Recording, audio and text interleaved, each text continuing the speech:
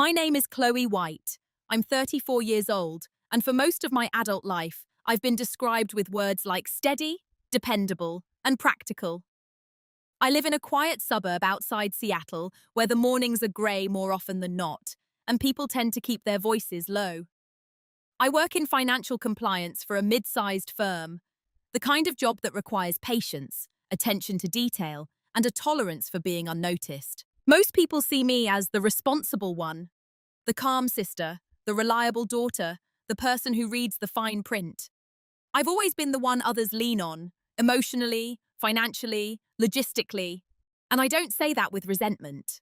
For a long time, I believed that was simply my role. What people don't usually notice is that being underestimated has its own kind of weight. When you're the quiet one, your silence gets mistaken for agreement. Your patience gets mistaken for permission. Your kindness gets mistaken for availability. This story isn't about revenge. It isn't about dramatic confrontations or shouting matches across kitchen tables. It's about something much quieter than that. It's about boundaries, about documentation, about what happens when someone assumes your stability is theirs to use. My brother used my credit to start his business. I didn't know at first. The bank called me first. That phone call didn't explode my life in one cinematic moment.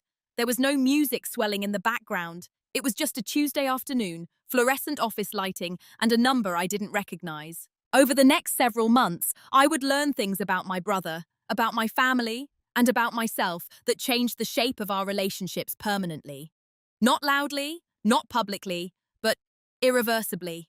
This is a story about being assigned a role and then quietly stepping out of it. It's about how silence can be weakness until it becomes a strategy. And it's about the difference between protecting someone and enabling them. I'm going to tell you everything honestly, including the parts where I doubted myself, especially those parts. If you've ever been the responsible one in your family, have you ever wondered what it would feel like to stop carrying what was never yours to begin with? In my family, I was the one you called when something needed to be handled. Not celebrated, not spotlighted, just handled. My younger brother, Daniel, was the visionary. That's what everyone called him. He was 3 years younger than me, louder, charismatic in a way that filled rooms before he even entered them. Growing up, teachers described him as entrepreneurial. My parents described him as big picture. Extended relatives described him as going places. I was described as solid. It sounds like a compliment. It isn't always. Solid means dependable, predictable, safe. Solid means you'll catch things before they fall.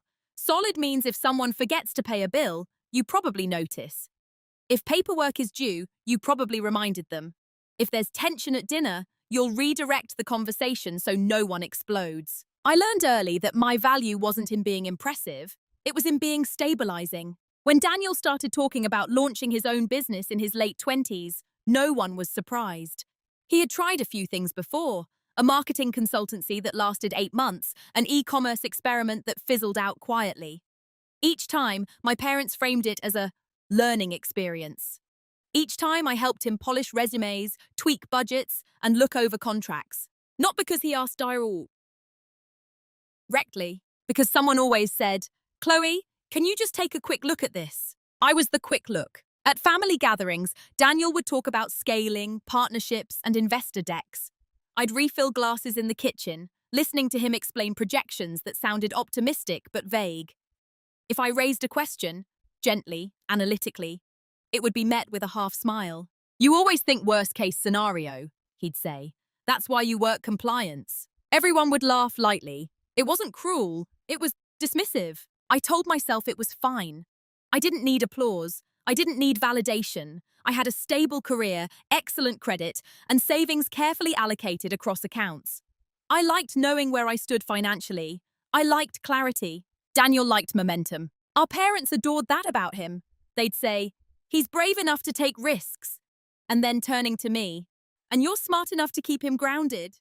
Grounded. It took me years to realize what that meant. It meant I was the safety net no one acknowledged. When Daniel announced he was officially launching a new logistics startup, "This time for real," he said, there was a celebratory dinner. He spoke about supply chain inefficiencies, about small businesses needing streamlined solutions. The idea was promising. I could see that. I even felt a flicker of pride watching him command the table. But I also noticed details. He didn't mention secured funding. He didn't mention partners with operational experience. He didn't mention collateral. After dessert, while everyone was buzzing, he slid into the seat beside me. "You're proud of me, right?" he asked quietly. I smiled. "I am. Just make sure your foundations are strong," he laughed. "You always worry." I didn't correct him, because worrying had become part of my identity in their eyes. The cautious sister, the stable one, the background support beam. No one ever asked what it cost to always be the beam, and I never volunteered that information. At that point in my life, invisibility felt like maturity, like emotional intelligence, like choosing peace over ego. I didn't realize that sometimes, when you're invisible long enough, people forget you have edges. They forget you have limits. They forget that stability doesn't mean surrender. And I didn't yet know that somewhere in the background of Daniel's new beginning, my name was already attached to something I had never agreed to. But that realization was still a few weeks away. At that time, I was exactly who they believed me to be. Reliable, useful, and safely in the background. The first sign wasn't dramatic. It never is. It was a Thursday afternoon. I was at my desk reviewing a compliance audit report when my phone buzzed with an unknown number. I almost let it go to voicemail. I usually do, but something about the area code, local, made me pause. "Hi, is this Chloe White?" "Yes.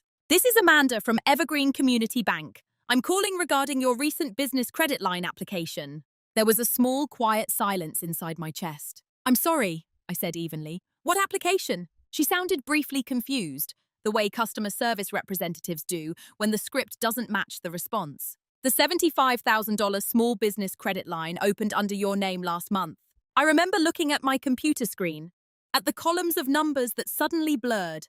"I didn't open a business credit line," I said. Another pause, papers shuffling. "Well, the application was approved using your credit profile. There have already been 2 draws on the account. We're just calling to confirm some documentation we're missing." The bank called me first, not Daniel, not my parents, me. I didn't accuse, I didn't raise my voice. Years of compliance training kept my tone neutral. "Can you send me the application details?" I asked. "All of them," she agreed. Within minutes, documents hit my inbox. There it was, my full legal name, my social security number, my address, my credit history, and listed under Authorized Business Operator, Daniel White. I stared at the signature line. It was a digital authorization, typed, clean, efficient. There are moments in life when anger arrives like fire. This wasn't fire. It was cold, a slow, spreading understanding that something foundational had shifted. I didn't call Daniel immediately. I didn't panic. I didn't cry. I requested transaction records. I asked about the date of application submission. I inquired about IP addresses linked to the filing. Amanda answered professionally. She didn't know she was speaking to someone who understood exactly what liability meant. When I hung up, I sat still for a long time. I replayed the celebratory dinner in my head. The confidence, the language about taking risks, the way he'd asked if I was proud. Had he already submitted the application by then? Had he already decided that my stability was available for use? That evening, I went to my parents' house for dinner. It was already planned.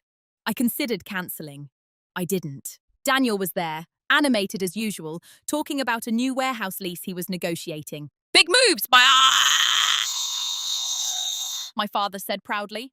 "Calculated moves," Daniel corrected with a grin. I watched him carefully, not with rage, with analysis. He caught my eye. "You're quiet tonight." "I had an interesting phone call today," I said. He tilted his head. "Oh." "From Evergreen Community Bank." The smallest flicker crossed his face. So small that most people would miss it. I didn't continue. Neither did he. My mother started talking about dessert. The conversation moved on. That was the first cut. Not the fraud itself, though that was serious. The first cut was realizing that he was waiting to see if I would say more, waiting to see if I would protect him, waiting to see if I would stay in character. And I did, for that night. I drove home in silence, my hands steady on the wheel.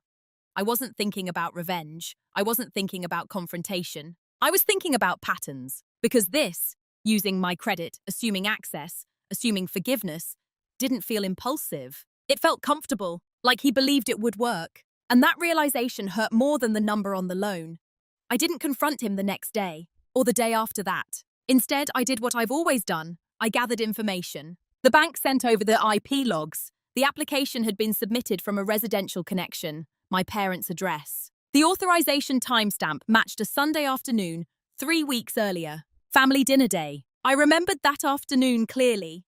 Daniel had borrowed my laptop briefly because his had died. I hadn't thought twice about it. We'd grown up sharing everything. Chargers, passwords, Netflix accounts, responsibilities. Trust was ambient in our family. It didn't need to be spoken. But trust without boundaries becomes access. I sat at my kitchen table that night with the printed documents spread neatly in front of me. 2 withdrawals had already been made, one for inventory deposits, one for operational setup. The total outstanding balance was just under $28,000. The interest rate was variable. My credit score had taken a small dip. I noticed that detail more than the amount. Not because of vanity, but because my credit wasn't just a number. It was years of discipline. Early mornings, side contracts, skipped vacations. It was proof that I kept promises to institutions that never saw my face. And now that record had been leveraged, without a conversation. The next Sunday, I brought a bottle of wine to dinner as usual. Daniel was in good spirits. The warehouse lease was almost finalized. He talked about scaling within 6 months, about hiring 2 part-time employees. No mention of funding sources. At one point, my mother smiled at me and said, "Isn't it wonderful how you two balance each other out?" I almost asked her what she meant, but I already knew. Daniel dreams, Chloe safeguards. Daniel leaps, Chloe absorbs impact. Daniel risks, Chloe fixes. It had been like that since we were children. When he forgot homework, I'd remind him. When he overspent his allowance, I'd quietly cover him so he wouldn't get in trouble. When he crashed his first car at 19, I was the one who researched insurance implications while my parents comforted him. No one assigned me that role explicitly, but they rewarded me for fulfilling it. That's how roles get normalized. Not through commands, through praise. "You're so mature." "You're the strong one. You understand responsibility." Responsibility is a compliment until it becomes an expectation. Halfway through dinner, Daniel leaned toward me casually. "Hey, I might need you to co-sign something small next month, just temporary, cash flow stuff." There it was. Not a confession, an escalation. I looked at him evenly. "You already have access to a credit line." He froze for half a second, then smiled. "Yeah, but more flexibility never hurts, right?" My father laughed. "That's entrepreneurship." "Entrepreneurship?" I held his gaze a little longer than usual. "You should be careful with leverage," I said calmly. "It compounds." He waved a hand. "Relax. I know what I'm doing." That sentence settled heavily in the room. Because if he truly believed that, then using my identity hadn't felt like wrongdoing to him. It had felt strategic. On the drive home, I realized something uncomfortable. This wasn't an isolated decision. It was an extension of how our family operated. Daniel pushed boundaries. I absorbed consequences. And everyone called it balance. I had normalized smaller cuts for years, borrowed money returned late, assumptions about my availability, jokes about me being risk-averse. This was simply the first time the cost was measurable. And for the first time, I wasn't sure I wanted to keep being the buffer. But wanting something different and choosing something different are not the same. At that point, I was still quiet, still composed, still the sister who understood. I just hadn't decided yet whether understanding meant acceptance. There's a moment in every pattern when you finally see it from the outside. For me, it wasn't dramatic. It was a Wednesday evening, alone in my apartment, reheating leftovers while reading through the original credit agreement again. I wasn't looking for new information anymore. I was looking at language. Primary account holder.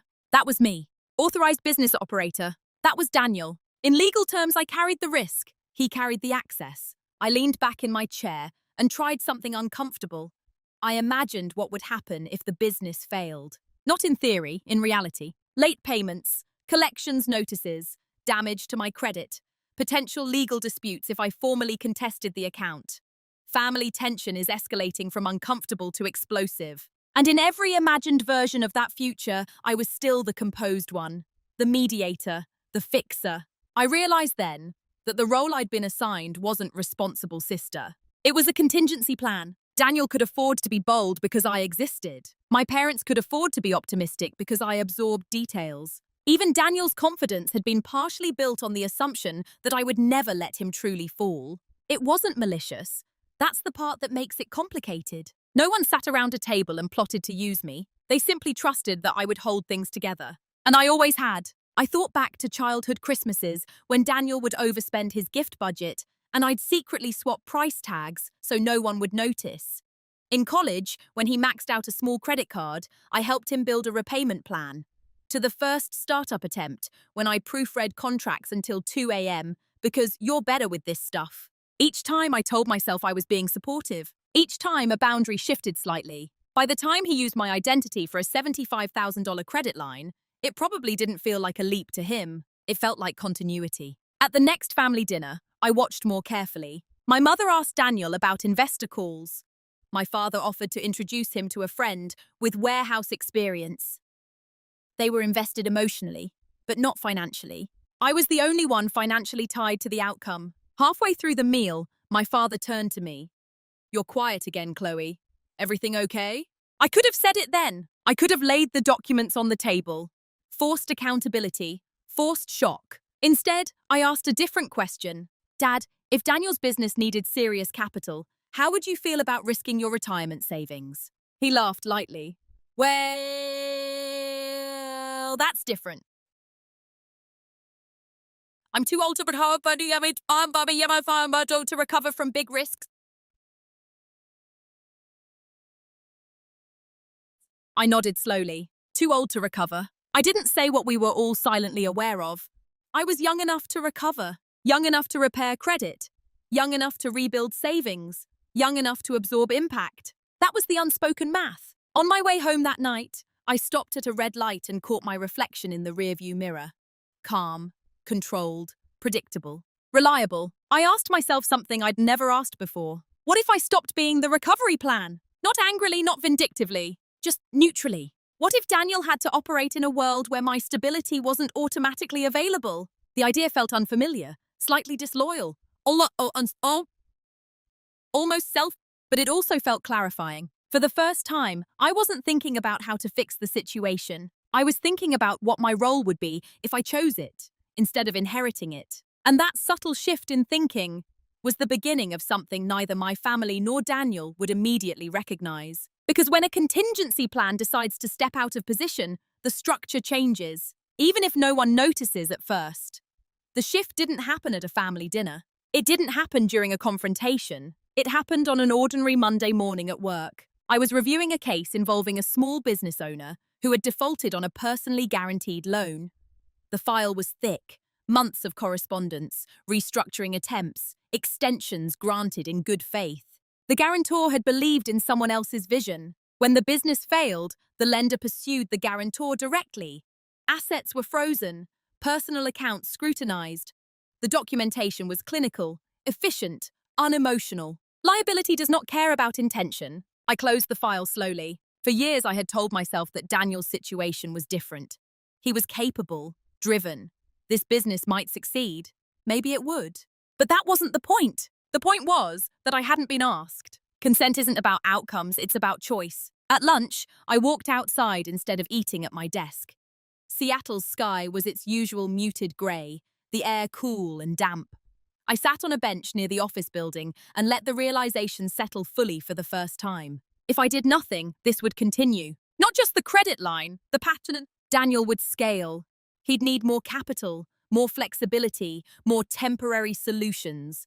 And every time, the invisible assumption would be that I would quietly support the infrastructure. And if I ever pushed back, it would look sudden, harsh, out of character. Because I had trained everyone to expect compliance from me. That was the uncomfortable truth. I had participated in building this dynamic. Not maliciously, not consciously, but consistently. The shift wasn't anger at Daniel. It was a responsibility toward myself. I realized that I had been measuring loyalty incorrectly.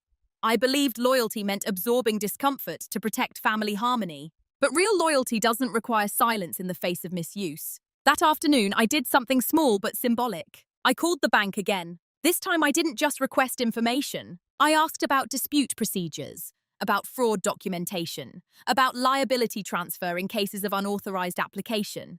I asked what would happen if I formally contested the account. The representative's tone changed subtly, more formal, more procedural. There would be an investigation. Documentation required.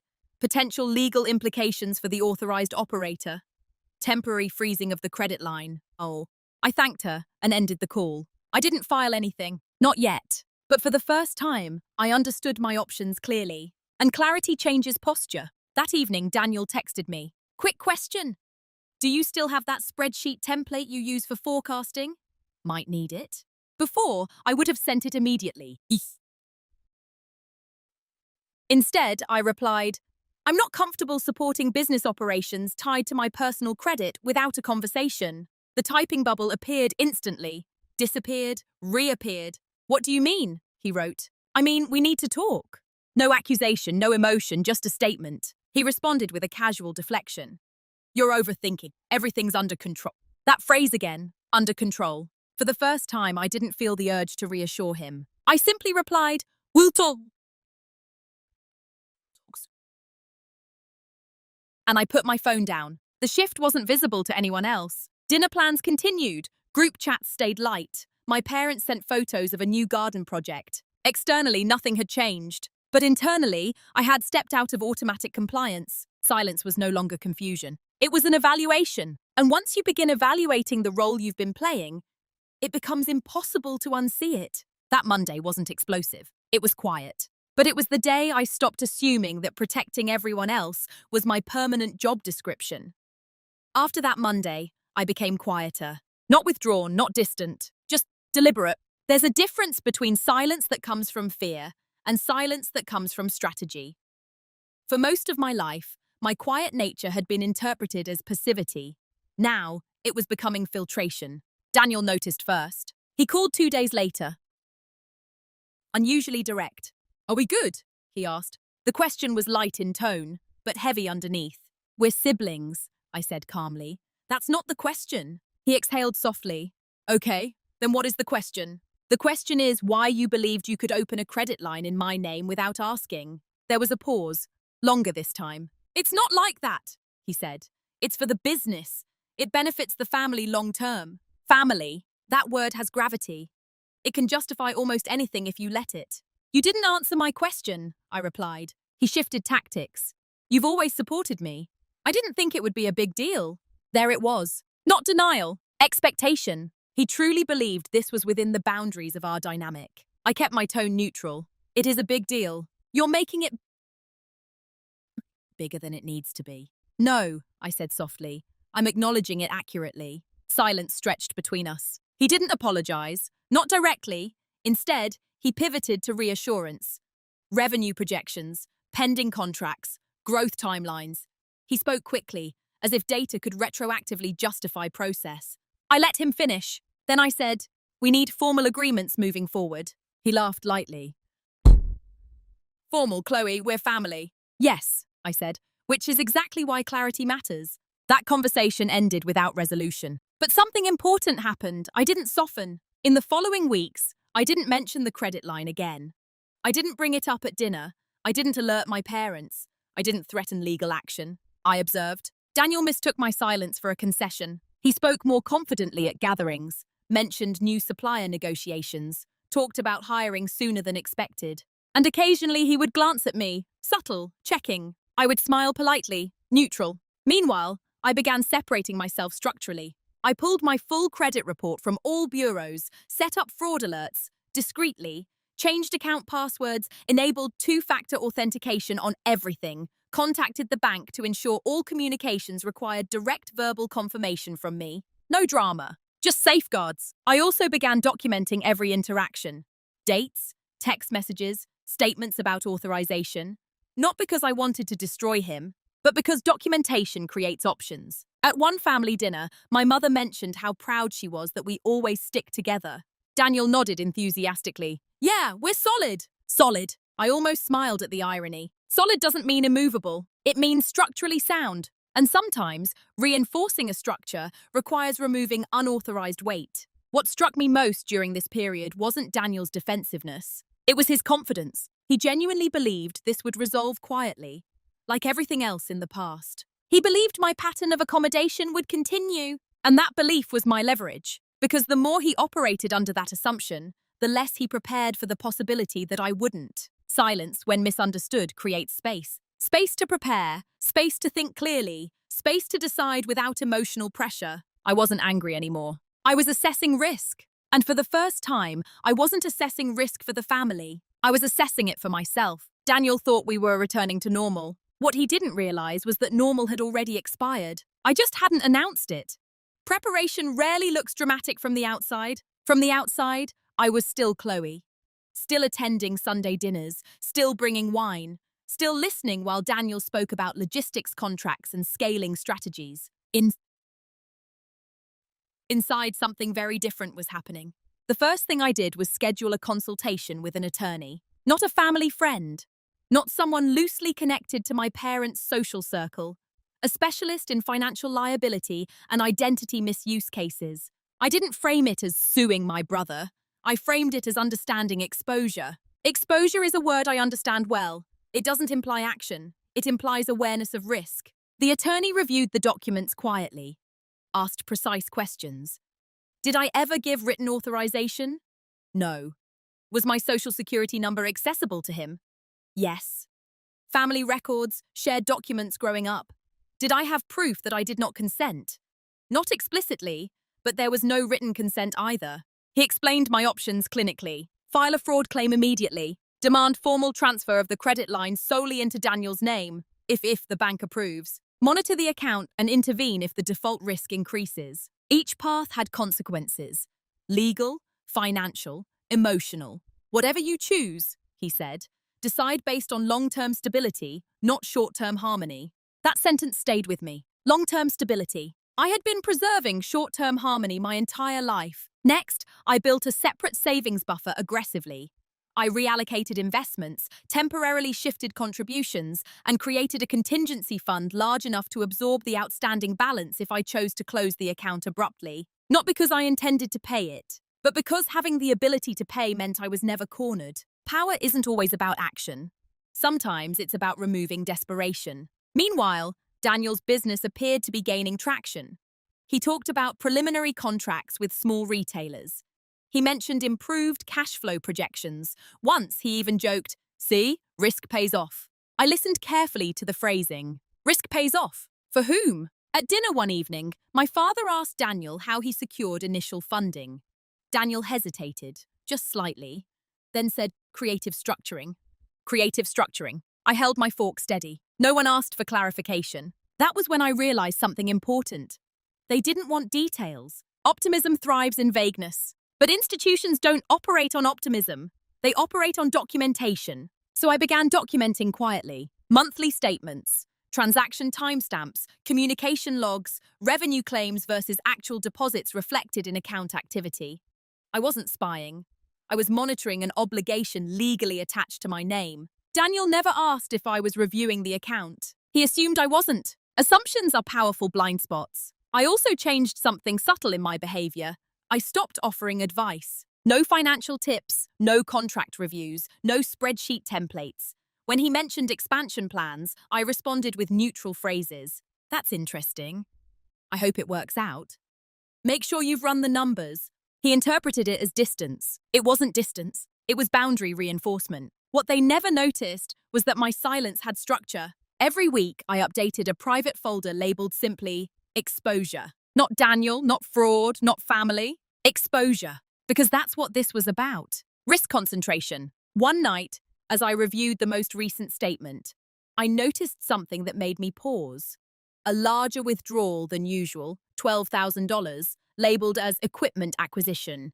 The account balance was climbing faster than projected, and revenue deposits weren't matching the pace of withdrawals. For the first time, the risk trajectory shifted from theoretical to mathematical. This wasn't just a boundary violation. It was a potentially unstable financial structure, anchored to my credit profile. I closed my laptop slowly. Up until that point, I had been gathering information. Now I was approaching decision territory. Daniel still believed my silence meant eventual forgiveness. My parents still believed everything was progressing smoothly. But I could see the numbers. And numbers don't respond to loyalty. They respond to action or inaction. And I was almost finished evaluating which one I would choose. The moment of clarity didn't come from an argument. It came from a spreadsheet. Late one Thursday night, I sat at my dining table with my laptop open, the room dim except for the glow of the screen. I had exported the last 3 months of account activity and layered it against Daniel's verbal projections, the ones he'd shared so confidently at dinner. Revenue growth, inconsistent. Operating expenses, accelerating. Outstanding balance, climbing toward the full limit. The pattern wasn't catastrophic yet, but it wasn't stable either. And then I saw it. Something small, almost forgettable. A missed minimum payment. It had been made 5 days late. The late fee was minor. The notation, however, was not. I logged into my credit monitoring portal. There it was. A single late mark. Tiny. But real. That was the moment everything crystallized. Not because of the fee, because of what it represented. If he missed one payment this early, while still optimistic, still energized, what would happen under pressure? Under real strain? When vendors demanded payment? When did contracts not renew? The bank called me first, but the consequences would also come to me first. And for the first time, I felt something very clear. Not anger, not panic, but resolve. I opened the folder labeled Exposure and reviewed everything I had documented. Authorization logs, text exchanges, his acknowledgement that I always support him, the timeline of when he borrowed my laptop. It wasn't explosive evidence. It was enough. Enough to establish non-consent. Enough to initiate a formal review. Enough to freeze the line before further escalation. And in that quiet moment, I understood my leverage fully. Daniel's business depended on liquidity. That credit line was his primary flexible capital. If it froze, even temporarily, his expansion timeline would collapse. Not dramatically, but materially. He would need to explain funding gaps, delay equipment purchases, renegotiate terms, possibly lose momentum. Not because I attacked him, because I withdrew access to something that was never his to use freely. The power wasn't in humiliation. It was in the restoration of boundaries. I closed my laptop and leaned back in my chair. For years, I believed being the strong one meant absorbing instability without flinching. But strength can also mean refusing to subsidize irresponsibility. The private reveal wasn't about discovering that Daniel had done something wrong. I already knew that. It was discovering that I didn't owe him protection from the consequences of his own decisions. That realization changed the emotional equation entirely. Until that night, a part of me had still been considering compromise. A quiet agreement. Maybe a structured repayment plan with internal documentation. A family-only solution. But the late payment shifted something fundamental. It demonstrated risk tolerance on his end that I had not consented to share. Consent isn't retroactive. It doesn't appear because outcomes are probably fine. It's either present or it isn't. And in this case, it wasn't. I picked up my phone and scrolled to Daniel's contact. My thumb hovered over the screen. I didn't call. This wasn't a conversation decision anymore. It was a structural decision. I drafted an email instead, not to him, but to the bank's compliance department. Subject line, formal review request, unauthorized business credit line. I didn't send it. Not yet. I saved it in drafts, and I sat there in the quiet, recognizing something almost unfamiliar inside myself. Calm certainty. Not reactive, not emotional. Clear. The next step would be irreversible in a practical sense. Once the review began, it would create institutional momentum.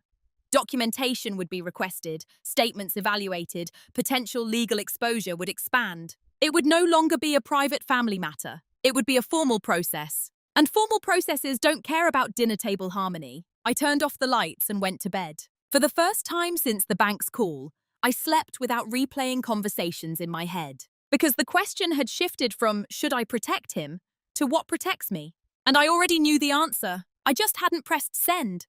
There are moments in life when your options narrow into clarity. Not because you're forced, but because you've finally seen enough. The morning after I drafted the email to the bank, I didn't send it immediately. I made coffee, sat at my kitchen counter, opened my laptop, read it again. The words were precise, clinical, factual. No accusations, no emotional language, just a request for formal review based on unauthorized use of personal credit credentials. I closed the laptop again, because I still had choices. I could call Daniel one last time, give him an opportunity to transfer the line voluntarily, offer him a structured deadline, protect him from institutional consequences. That would preserve short-term harmony. It would also preserve the pattern. Or I could formally initiate a review, knowing it might trigger legal scrutiny, knowing my parents would eventually find out, knowing Daniel would feel blindsided. That would disrupt everything. But disruption isn't destruction. Sometimes it's a correction. I thought about something my attorney had said.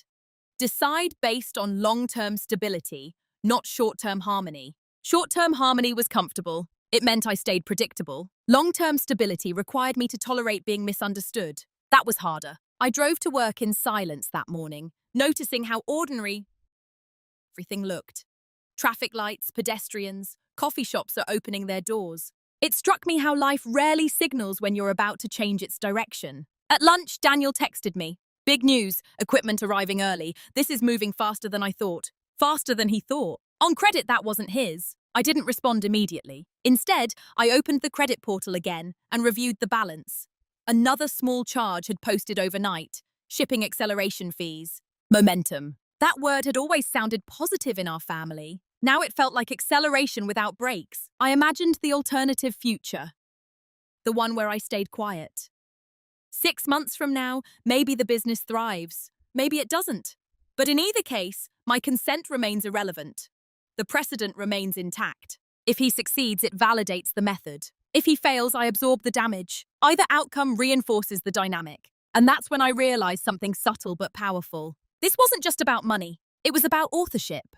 Who writes the rules of my participation in other people's risks? For most of my life, I allowed that to be implicit. Now it needed to be explicit. I opened my email drafts again. Read the message once more. Added one final sentence. I did not provide authorization for this account to be opened in my name, and I request immediate temporary suspension pending investigation. I sat there for a full minute. No trembling hands, no dramatic hesitation. Just a steady awareness that once this moved forward, it would create consequences beyond my control.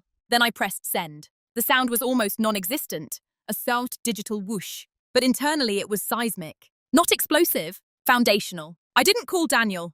I didn't warn my parents. I didn't announce anything. I simply returned to my afternoon meetings as if nothing had changed. Because externally, nothing had. Yet. But institutional processes had begun. And institutional processes don't forget. They document. They verify. They freeze. And for the first time in my life, I wasn't acting as the family's contingency plan. I was acting as the primary account holder, which is what I had legally been all along.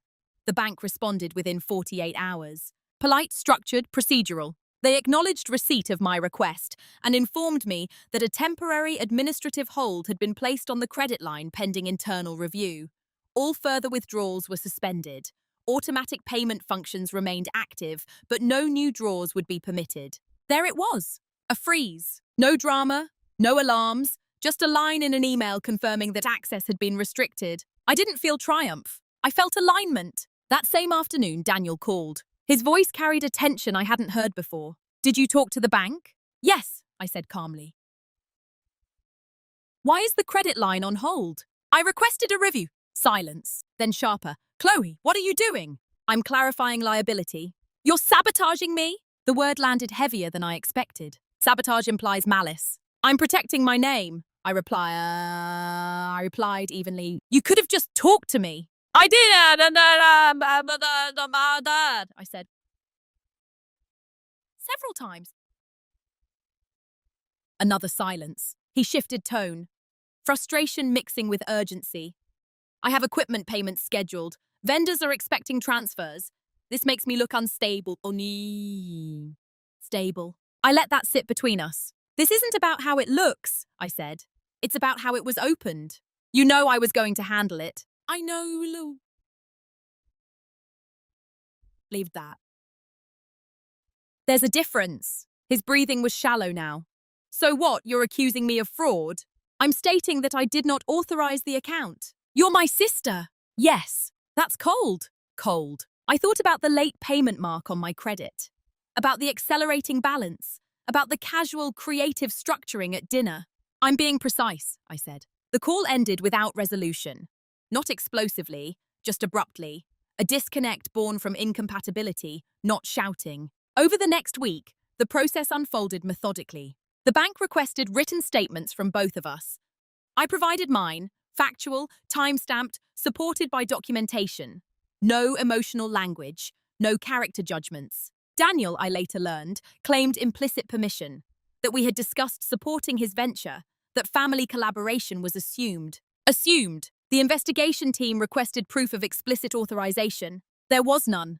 While the review continued, I made additional quiet moves. I placed a credit freeze across all bureaus, updated beneficiary designations on my accounts, met again with my attorney to ensure I was compliant in every communication. Not aggressive, prepared. At home, life remained superficially normal. My parents texted about a weekend barbecue, a cousin's engagement, garden renovations. Daniel didn't attend dinner that Sunday. My mother mentioned he was busy with logistics delays. I nodded and changed the subject. No one connected the dots. Yet. But they felt something. The air had shifted. Momentum had slowed. Daniel texted me midweek. Do you know how much damage this caused? I replied, damage to what? He didn't answer for hours. Finally, trust. That word stayed with me. Trust requires consent. Access without consent is not trust. It's an assumption. The bank notified us that a final determination would be made within 10 business days. Until then, the hold remained. 10 days. For Daniel's business model, 10 days of frozen liquidity wasn't catastrophic, but it was destabilizing. Suppliers don't wait indefinitely. Timelines compress. Confidence erodes. I didn't celebrate that reality, but I also didn't reverse my decision. Moving in silence isn't about secrecy. It's about restraint. I wasn't broadcasting what I had done. I wasn't rallying allies. I wasn't posting cryptic messages or seeking validation. I was allowing a formal system to do what it was designed to do. And for the first time in my life, I wasn't cushioning the consequences before they arrived. I was letting them land where they belonged. Consequences rarely announce themselves. They ripple. 3 days after the hold was placed, my father called me during work hours, something he almost never did. Hey, he began carefully. Is everything okay between you and your brother? I leaned back in my office chair. Why do you ask? He seems stressed. Says there's some issue with funding. Vendors are delaying shipments. He didn't give details. Of course he didn't. I kept my tone even. Businesses experience friction, especially when structures aren't formalized. There was a pause on the line. Did something happen? My father asked. Yes, I said, but it's being handled through proper channels. That answer unsettled him more than if I had raised my voice. Proper channels meant institutions. Institutions meant documentation. Documentation meant seriousness. Chloe, he said gently, family matters don't need to become official.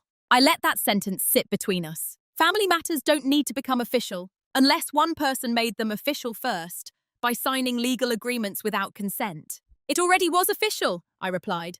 I'm just responding. He exhaled slowly. Your brother said you're overreacting. That's his perspective. And yours?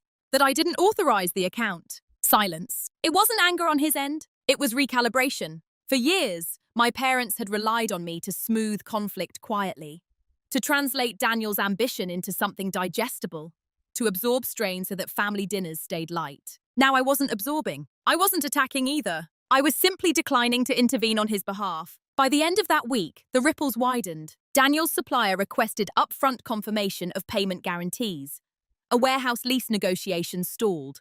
One potential retail partner delayed signing, citing funding inconsistencies. None of these events was catastrophic alone. Together, they created pressure. Pressure reveals structural integrity. Daniel texted me late one night. I had to tell Mom and Dad. I assumed you were.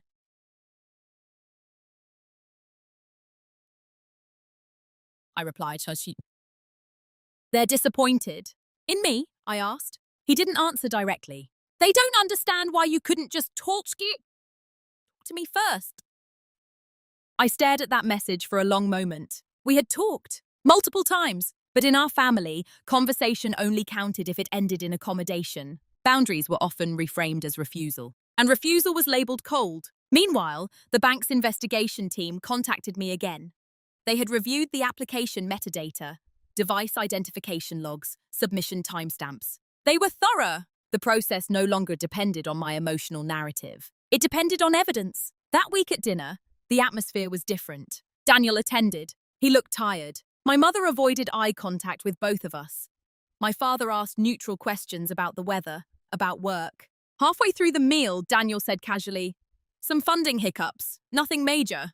No one pressed him. I noticed something subtle in his posture. Less expansion, more containment. Momentum had slowed. Not because I attacked him, because the structure supporting acceleration had been questioned. After dinner, as we stood by our cars, he approached me. You know this makes me look unreliable, he said quietly. I held his gaze. Reliability isn't about appearance, I said. It's about authorization. He looked away first. For the first time in our lives, I wasn't stepping in to protect his image. I wasn't correcting narratives for him. I wasn't reassuring our parents that everything would work out. I was allowing the consequences to belong to their origin. And in that shift, something foundational was changing. Not just for Daniel, for all of us. The bank's final determination arrived on a Tuesday morning. Subject line, account review outcome, resolution notice. I opened it at my desk, heart steady. After reviewing documentation, metadata, and both written statements, the bank concluded that there was insufficient evidence of explicit authorization from me for the business credit line. The account would be permanently closed. The outstanding balance would remain legally tied to the authorized business operator pending internal restructuring and potential reapplication under his sole credentials. In plain language, the line was no longer mine, but the debt did not disappear. It shifted. I read the email twice. No celebration, no relief surge, just confirmation. Within an hour, Daniel called. His voice was different this time. Not defensive, not sharp, strained. They're closing it, he said. Yes. They won't extend new credit under just my name, not at that limit. I expected that. You knew this would happen. I understood it was possible. A pause. I can't cover the equipment balance immediately, he admitted. If suppliers pull contracts, I lose leverage. If I lose leverage, I lose volume pricing. That kills margins. He was thinking in operational terms. For the first time, he wasn't framing it as family conflict. He was facing structural math. I didn't want this to escalate, he said quietly. Neither did I. But escalation had begun the moment he typed my name into that application. I need time, he continued. Can you at least tell them it was a misunderstanding? There it was, the last attempt at reversal. Not aggressive, not manipulative in tone, just urgent. If I retracted my statement now, the process might soften. It might convert to a joint account with amended authorization. The institutional consequences might shrink, and the precedent would remain. I can't, I said. Why? Because it wasn't a misunderstanding on Mars, but by you. Silence again, but heavier than before. This could collapse everything, he whispered. I thought about the late payment, the accelerating withdrawals, the reliance on unsecured leverage. It might.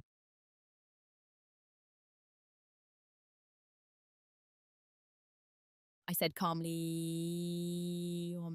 He exhaled sharply. You're really going to let that happen? That question revealed something deeper than frustration. He still believed I had the responsibility to prevent collapse. For years, I had reinforced that belief. Now I was dismantling it. I'm not causing it, I replied. I'm not preventing it either. The distinction mattered. He didn't argue after that. He just said, I didn't think you'd go this far. I considered that carefully. This isn't far, I said. This is appropriate. We ended the call without shouting, without insults. Just a quiet understanding that the safety net he had assumed was permanent was no longer available. Over the next week, the consequences compounded. Suppliers tightened payment windows. The warehouse lease was renegotiated at less favorable terms. One prospective partner withdrew entirely. Not because of a scandal, because of liquidity uncertainty. And liquidity is the bloodstream of small businesses. My parents were subdued at dinner that Sunday. My mother asked if there was any way to smooth things over. I answered honestly. It's already been processed. That's the thing about formal systems. Once they move, they don't reverse easily for emotional comfort. Daniel looked at me across the table, not angry, not pleading, just recalculating. For the first time, he was operating without the invisible assumption of my protection. And I could see it in his posture. Less expansion, more awareness. It was too late to fix quietly. But it wasn't too late for him to learn how to stand without borrowed stability. The actual confrontation didn't happen at a dinner table. It happened in my living room on a quiet Saturday afternoon. Daniel asked if we could talk. In person, no parents, no distractions. When he arrived, he looked composed, but different. Less kinetic, less certain. We sat across from each other, with a low coffee table between us. No raised voices, no dramatic tension. Just two adults in a room that felt smaller than usual. I need to understand something, he began. Why didn't you just tell me you were going to report it? I folded my hands calmly. I told you we needed to talk. I told you I wasn't comfortable. You didn't take that seriously. I didn't think you'd involve the bank. That's the problem. He looked down briefly, then back at me. I thought you'd handle it internally, like you always do. There it was again. Not an accusation, expectation. I don't handle liabilities internally, I said. They exist externally. He exhaled, frustrated but controlled. You know I wasn't trying to hurt you. I know. Then why escalate? Because intent doesn't cancel impact. He was quiet for a long time after that. Sunlight moved slowly across the floor between us. I was under pressure, he admitted finally. Investors backed out last minute. I needed capital fast. I knew your credit was strong. I told myself I'd stabilize it before you even noticed. Before I even noticed. That's not partnership, I said gently. That's an assumption. He nodded slightly, absorbing it. I guess I've always known you'd catch me if I fell. I know. And you didn't this time. No, I said, I didn't. The words weren't sharp. They were steady. For years I had believed that withholding rescue was cruelty. Now I understand it with clarity. You could have ruined me, he said quietly. I didn't. You could have pressed charge. I didn't. I thought about it, he admitted. Why didn't you? I asked. Because you're my sister.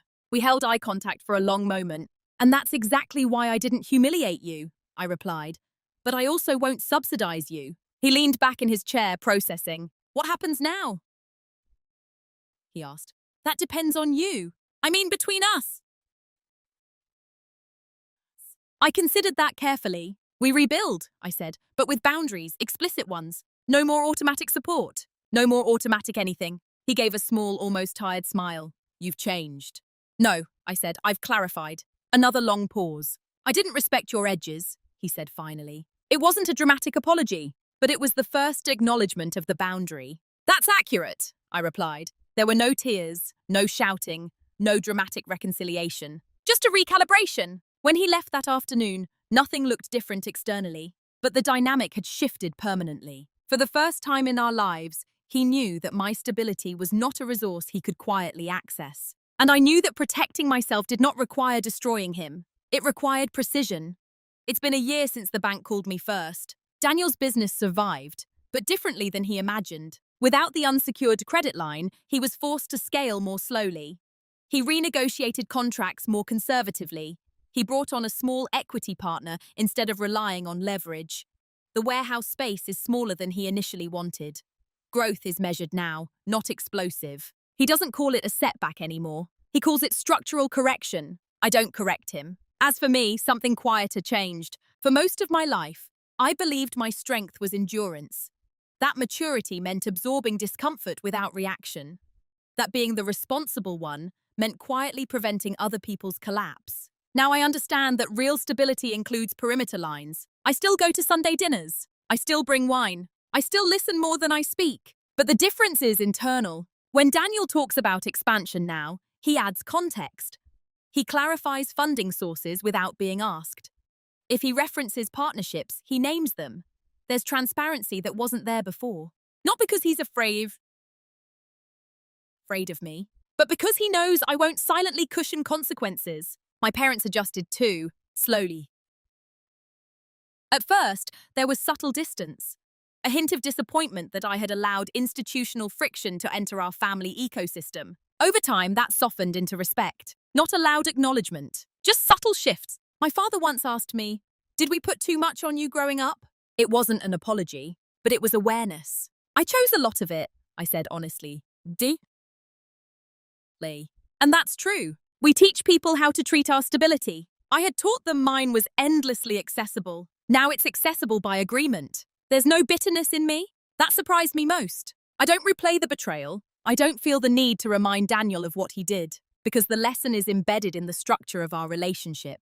We are siblings, but we are also adults with separate liabilities. And clarity has made our connection cleaner, not colder. At work, nothing changed. At least externally. But internally, I feel different, more aligned, less vigilant in the wrong directions. For years, I scanned rooms for emotional instability I might need to manage. Now I scan for alignment. I no longer confuse loyalty with self-erasure. And perhaps the most unexpected shift. I'm not quieter than before. I'm more precise. There's a difference. Quiet used to mean avoidance. Now it means control. The black leather portfolio I carry to work still holds contracts and compliance documents. But symbolically, it holds something else too. Evidence that I am not a contingency plan. I am a primary account holder in my finances, in my decisions, in my relationships. And once you step into that position fully, it's very hard to return to being background support. Not because you're angry, but because you've seen the math.